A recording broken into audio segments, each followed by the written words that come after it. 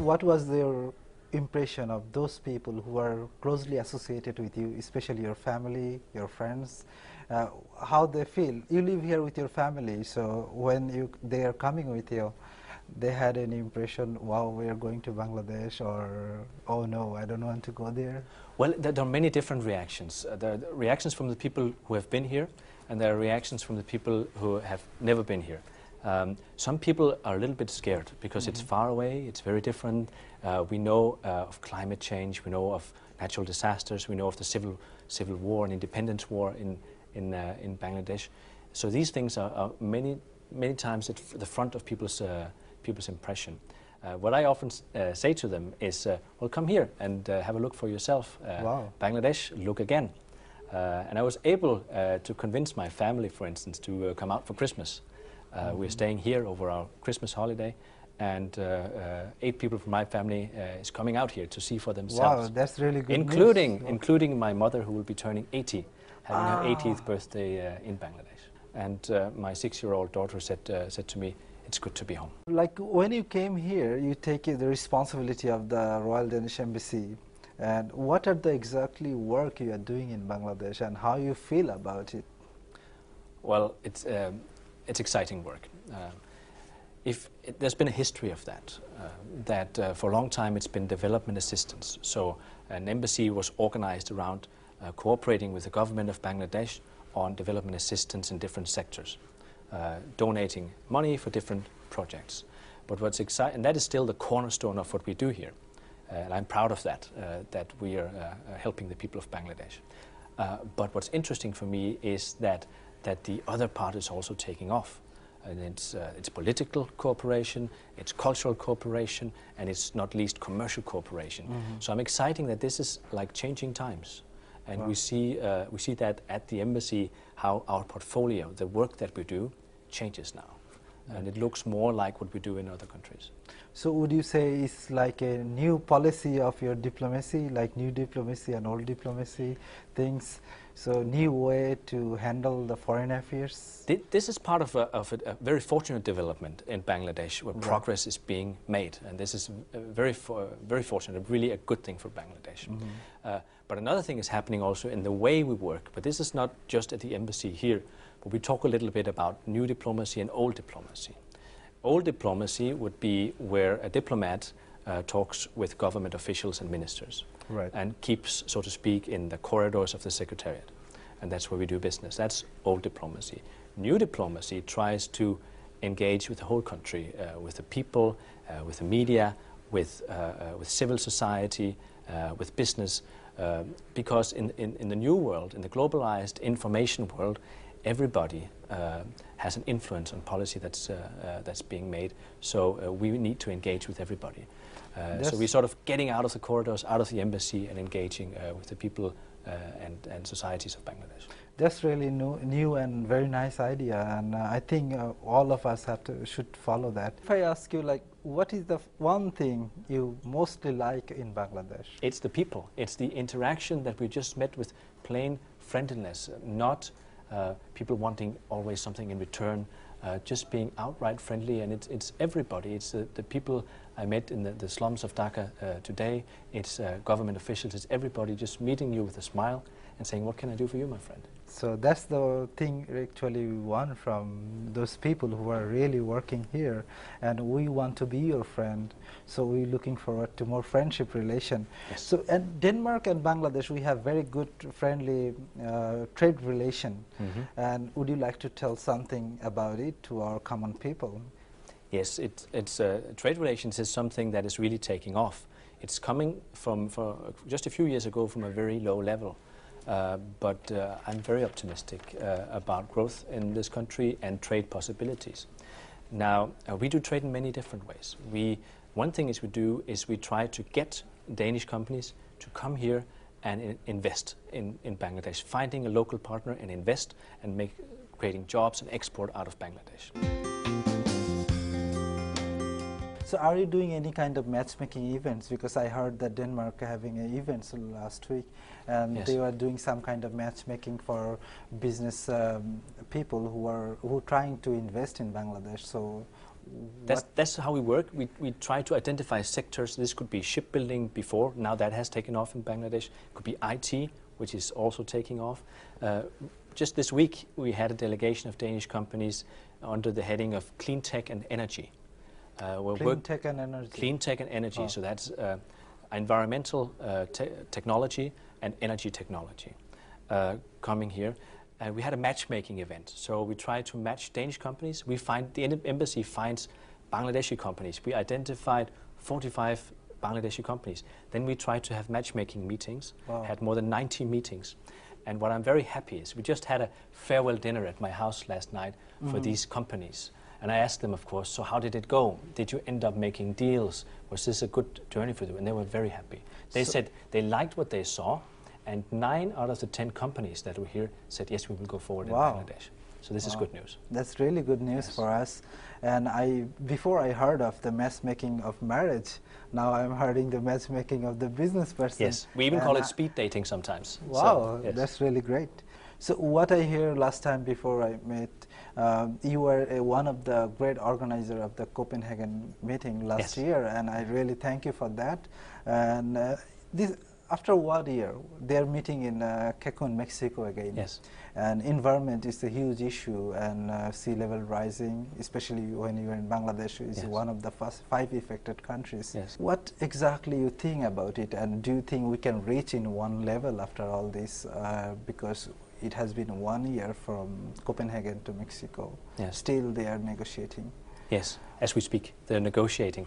And I hope we need to find some kind of global solution. If there ever was a global problem, it's climate change. And the world has to come together to find operable solutions so that we can work together to solve the problem. Right. I'm happy to say that Bangladesh has been a very constructive partner in seeking solutions, seeking compromise, seeking results out of not just posturing, not just empty words. Right. But Bangladesh has been a country in the negotiations that sought a result. And there, Denmark has had the same kind of thinking, so there we've been partnering closely on this. But we have to find a solution. This is urgent. This is not something that's being thought up.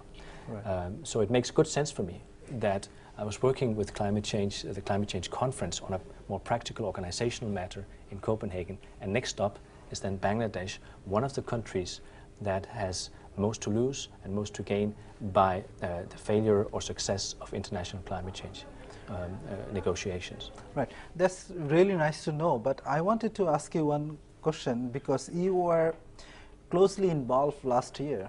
So do you think personally, I just wanted to know your personal view, yes, we can come up in an agreement, or we can really reduce the CO2 emission? Is it possible? Yes, from a technical point of view, absolutely yes, it's possible to reduce CO2. Let me tell you that my country has experienced a 50% growth in GDP over the last couple of years, many years, but with 0% energy consumption growth. I see. So it's possible that you can have both. You can have, with technology, you can have growth and prosperity and low carbon emission. Last time when I was attending a meeting in New York, and they were telling something about they can import the energy efficient energy supply machine from Denmark. So is it the reason Denmark is emphasizing the special kind of energy, new kind of energy, where we can save the planet? It's definitely something we do. We have good experience with it, and we believe we have some of the elements for a solution on this. This is also something for Bangladesh, where we are saying there's a lot of focus here, for good reason, on producing more energy. But just as efficient is looking into energy efficiency solutions. Right. If you can have more efficient fertilizer production, more efficient power transmission, right, then that is just as important as having more power production. And there Danish companies can help. সুধী দর্শক, এতক্ষণ আমরা তার কাছ থেকে জানলাম বাংলাদেশের শিল্প বাণিজ্যিক সহযোগিতায় কিভাবে ডেনমার্ক এগিয়ে আসছে, এবং বাংলাদেশের উদ্যোক্তাদের সাথে ডেনমার্কের উদ্যোক্তাদের মিলিয়ে দেওয়ার জন্য তারা একটি ম্যাচ মেকিং অনুষ্ঠান করছেন, এবং এনার্জি এফিশিয়েন্ট মেশিনগুলি তৈরি করার জন্য তারা আপ্রাণ চেষ্টা করে যাচ্ছেন। এই ফাঁকে আমি একটা গুরুত্বপূর্ণ ইনফরমেশন আপনাদেরকে দিতে চাই, সেটা হচ্ছে স্বাধীনতা যুদ্ধের পর মাত্র 1 মাসের মাথায় ডেনমার্ক তাদের এমবেসি এস্টাবলিশ করেন আমাদের ঢাকাতে একটি হোটেলে, সেই বিষয়ে আমরা তার কাছে এখন জানতে চাই। One of the most important issue I wanted to discuss, after newly born country, I know Denmark came from all the way to here to support us, and I really salute and thank you for that. So would you like to share something about it, how you feel? Well, I'm proud, as ambassador of Denmark to Bangladesh, I'm proud of the fact that Denmark was one of the first countries who recognized the young, struggling state of Bangladesh immediately following independence in 1971. And so many people of our country didn't know that, and I'm really glad that we can let them know this. So please. I remember from television in the early 70s as a child seeing about this. And I remember my teacher in school telling me about Bangladesh and the struggling state of Bangladesh. But I'm proud of the fact that Danish diplomats came here immediately, offering help and solidarity and recognition, official diplomatic recognition of the young state of Bangladesh. In the beginning, there wasn't an embassy. They were working out of a hotel room, doing whatever they could to assist Bangladesh in those struggling years. We have stayed here ever since, and I'm so happy today to see that while development assistance is still cornerstone of what we do here in helping Bangladesh moving forward, but the other areas are really also expanding now, notably commercial relations. This is what we want, and after now 40 years almost, it's so nice to see that really taking off. One question at the end I wanted to share, and I wanted to ask with you. Everyone have a view, like after 50 years, where you want to see this world? On a personal basis? Personal basis, right. Let me offer you three things. I think first of all, we need, and here I mean the people of the planet. Right. We need to take better care of the resources that we have been given, so that we can pass on a planet to the next generation and the next generation which is in good shape. And we need to do a better job of that. So that's number one, being good custodians of the planet.